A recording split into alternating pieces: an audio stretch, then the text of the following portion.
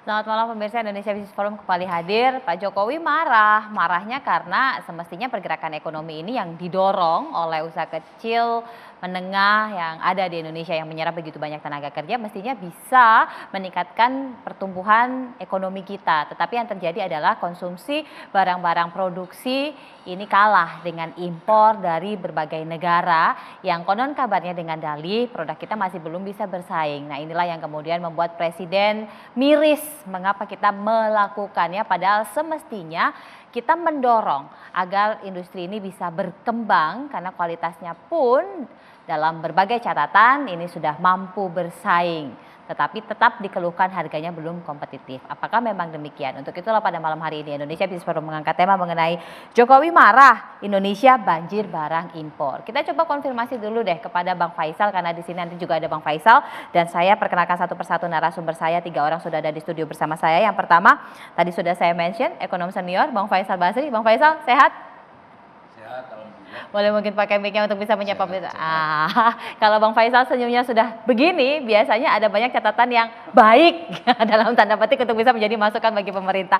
Selanjutnya ini perdana Kepala Lembaga Pendidik Kebijakan Pengadaan Barang dan Jasa LKPP, Bapak Abdullah Azwar Anas. Mas Anas sehat? Alhamdulillah sehat. Selamat Pak Kepala, akhirnya setelah dilantik berkenan untuk hadir di sini. Terima kasih.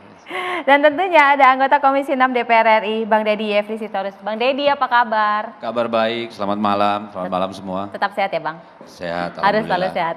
Walaupun mumet masalah minyak goreng, tapi untuk urusan ini harus terus Bukan sehat. cuma mumet muter-muter udah. Dan bergabung bersama kami Bapak Hanung Harimba Rahman, Deputi Kementerian Koperasi dan UKM. Pak Hanung, selamat malam. Selamat malam Mbak Brigita, Pak Azwar Anas, Pak Deddy, Pak Faisal, selamat malam. Malam. Pak Hanung sehat ya Pak?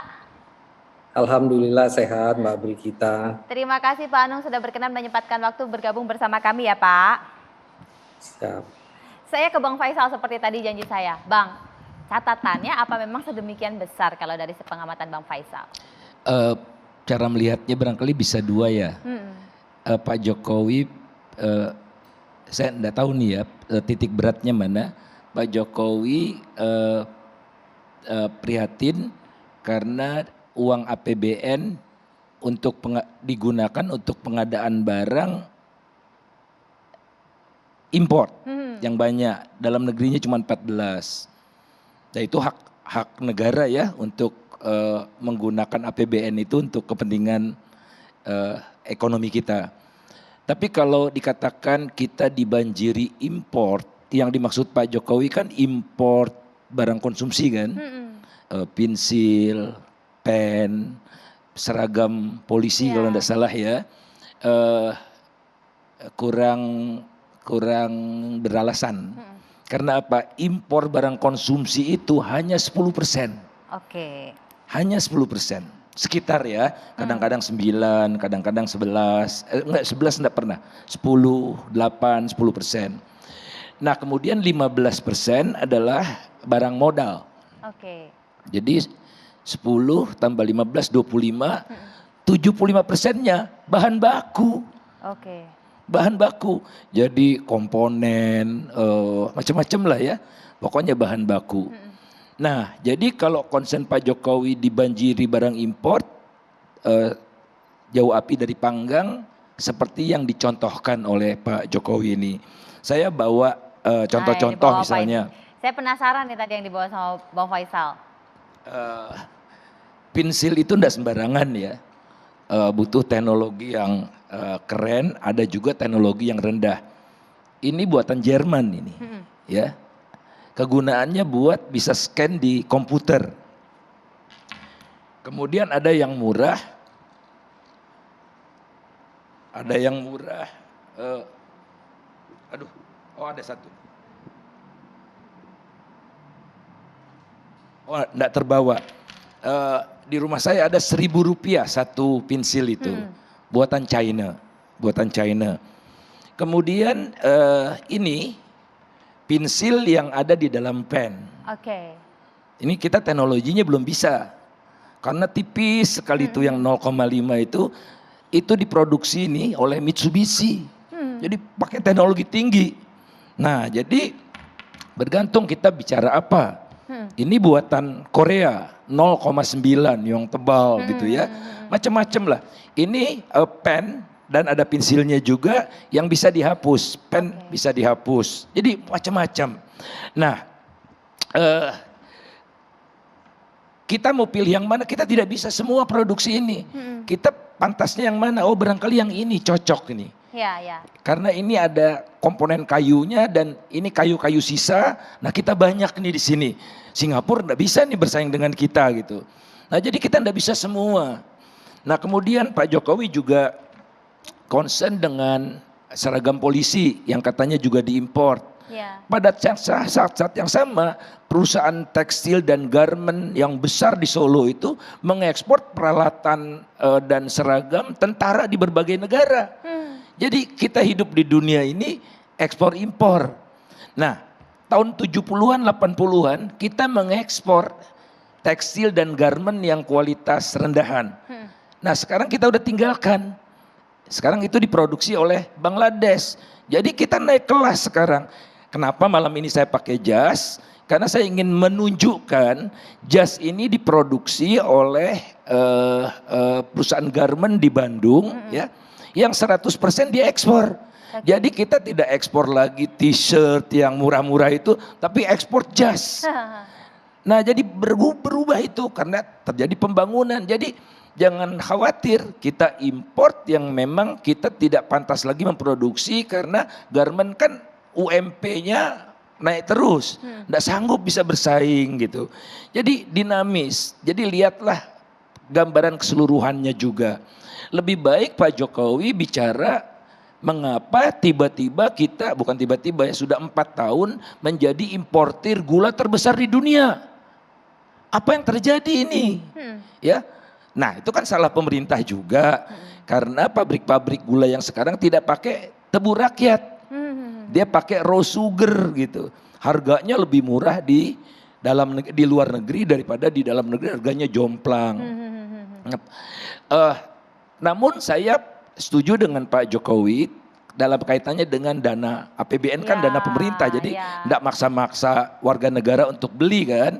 Nah, pengeluaran pemerintah pusat ini pertumbuhan yang paling pesat adalah bayar bunga pinjaman. Iya, ya. Paling pesat, tumbuhnya paling pesat. Kedua belanja barang. Ketiga belanja pegawai.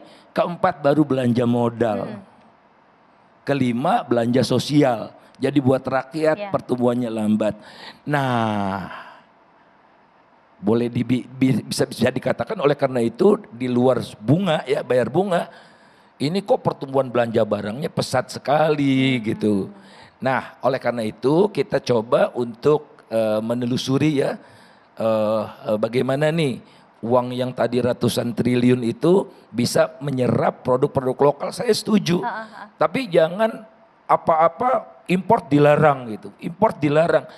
Yang waktu saya kuliah dulu, perdagangan itu hanya satu arah. Jadi misalnya Indonesia mengekspor komoditas, Indonesia mengimpor barang industri. Itu negara yang baru berkembang.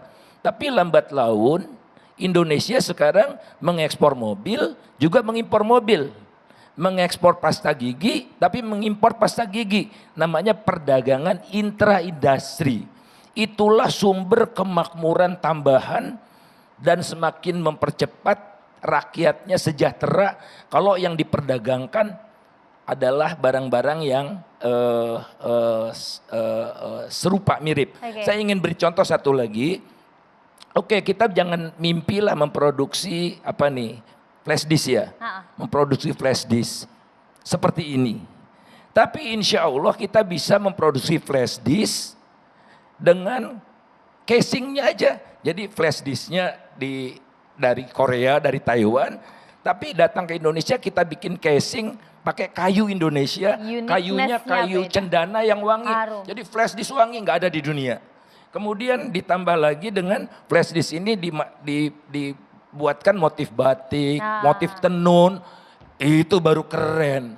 Jadi kita memanfaatkan potensi terbaik yang kita punya. Nah, sehingga Indonesia juga bisa Ekspor. beli ini tapi juga mengekspor flash disk yang sama tapi udah kandungan Indonesianya. Itu yang saya harapkan. Terakhir yang ingin saya sampaikan, untuk mengembangkan ini semua gagasan Pak Jokowi ini, industrinya harus maju. Nah, dalam semasa era Pak Jokowi selalu setiap tahun pertumbuhan industri lebih rendah dari PDB-nya. Oke. Jadi terjadi gejala dini deindustrialisasi gitu. Karena semua ini industri kan. Oke. Nah kemudian yang kedua,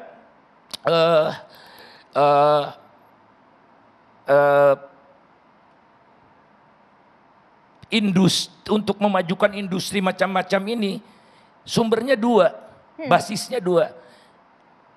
Bapaknya industri, ibunya industri, kita yatim piatu industrinya. Industri baja kita lemah, cuma Krakatau Steel. Dan industri petrokimia kita juga lemah karena tidak ada yang terintegrasi. Jadi kalau di negara lain itu kilang dan petrokimianya menyatu. Di Indonesia kita punya Chandra Asri tapi Chandra Asri tidak punya kilang minyak. Yang ada kilang minyak tidak ada petrokimianya. Jadi ya udah pasti kalah karena hampir semua produk industri itu pakai besi baja dan pakai petrokimia. Termasuk obat paracetamol itu dari petrokimia. Ya itu aja komentar saya sementara.